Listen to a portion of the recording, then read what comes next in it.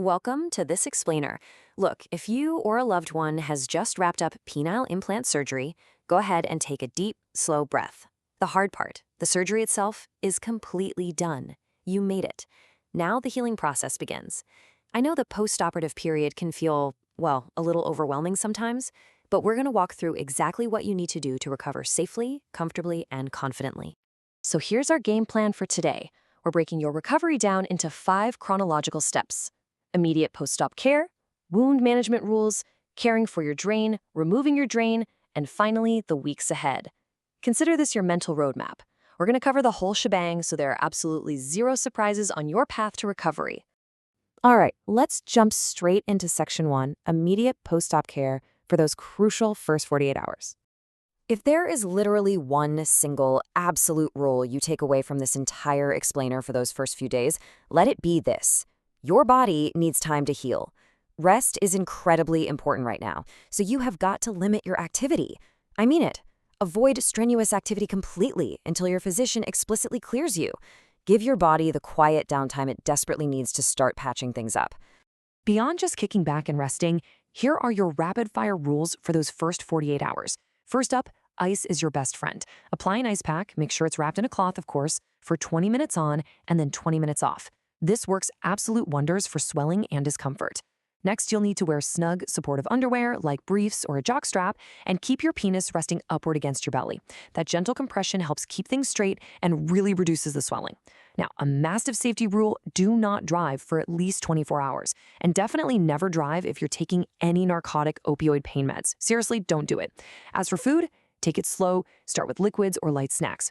If you feel a bit nauseous that first day, don't panic, it is totally normal.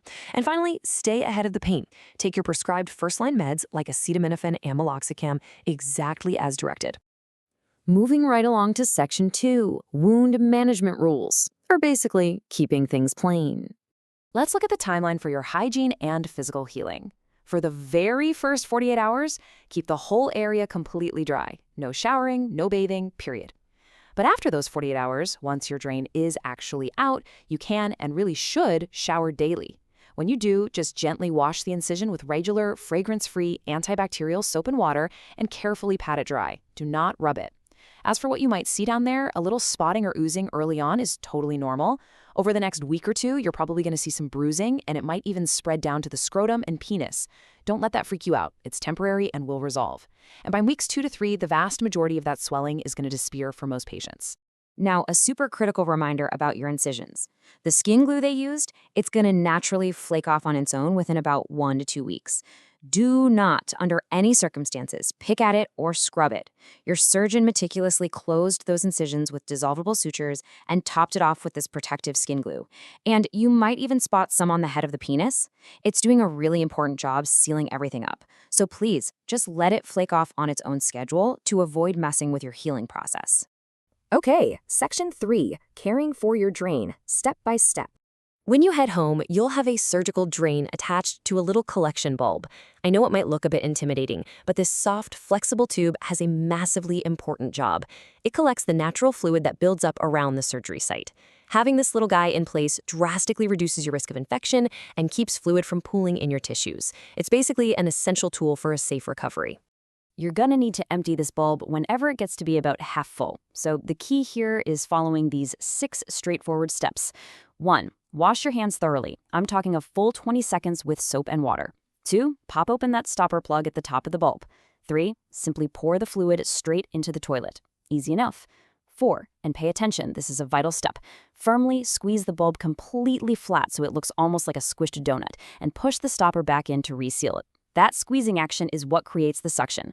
5. Just let it do its thing. The bulb will slowly expand as it pulls in more fluid, which means the drain is working perfectly. And finally, step 6, use the little tab to safety pin the bulb to your clothes so it's not just hanging there pulling freely. Which brings us to Section 4, removing your drain, a really simple process you'll usually tackle in the morning. Removing it yourself is completely safe and surprisingly easy if you just follow these steps. First, wash those hands again, 20 seconds, soap and water. Second, grab some clean scissors and carefully snip the tiny little stitch or suture holding the drain to your skin. Third, pop the stopper out of the bulb. You have to release the suction before you pull. Do not pull while it's still sucking. 4. Hold the flexible tubing close to your skin and pull it straight out, gently and steadily. And here's a pro tip that really helps. Take a slow, deep breath in and gently pull the drain out while you exhale. It makes the whole thing so much more comfortable. And step 5, just pop a clean bandage or some gauze over the tiny hole. It's going to naturally close up on its own in a few days. All right, section 5, the weeks ahead. Let's talk about activities and your follow-ups. As you're healing up over those first couple of weeks, you can slowly start getting back to light activities. Think short, leisurely walks, and eventually returning to some light desk work. But listen to me on this. You must completely avoid heavy lifting of anything over 15 pounds. Absolutely no strenuous exercise. And crucially, no straddle activities. So no riding a bicycle, no motorcycles, none of that. You've got to give your body a stable, stress-free environment to heal properly on the inside. Now, while you're recovering, you also need to know exactly when to call the doctor. Be proactive and reach out immediately if you hit any of these clear warning signs. A fever spiking over 101 degrees Fahrenheit, or if you notice increasing redness, warmth, or a significant amount of drainage from the incision site. Also, watch out for severe pain that your meds just aren't touching, or bruising and swelling that starts spreading way beyond the penis, scrotum, or incision area. If you find yourself unable to urinate, or if you see clear signs of infection like pus, a foul odor, or if the wound starts opening up, call your doctor right away. Better safe than sorry for sure. Finally, let's map out the really exciting part, the road back to full function with your new implant. At week 2, you'll have your first post-op visit just to check how the wound is doing. Then around weeks 3 and 4, you're going to use a little keychain replica of the pump. You'll use that to get a feel for how the mechanism works before you start pressing on your actual body. By weeks 4 to 5, once the tenderness is mostly gone, you get to actually practice inflating and deflating the device. A quick but important tip, the deflation button has to be squeezed from front to back, not from the side. Oh, and here's a huge heads up. Squeezing the pump to inflate it takes way more force than most people expect. That very first successful squeeze might literally feel like a physical pop. Do not freak out, that is completely normal. Just keep practicing cycling the device so you're a pro by your 6-week doctor's visit, which is when your physician will usually evaluate clearing you for sexual activity. Which brings us to our final slide and a really important question for you. Are you ready to take it one day at a time towards a complete and confident recovery?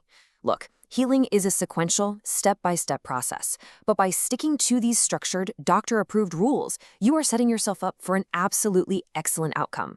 Thanks so much for joining me for this explainer, and here's wishing you a smooth, healthy, and incredibly successful 6-week healing journey.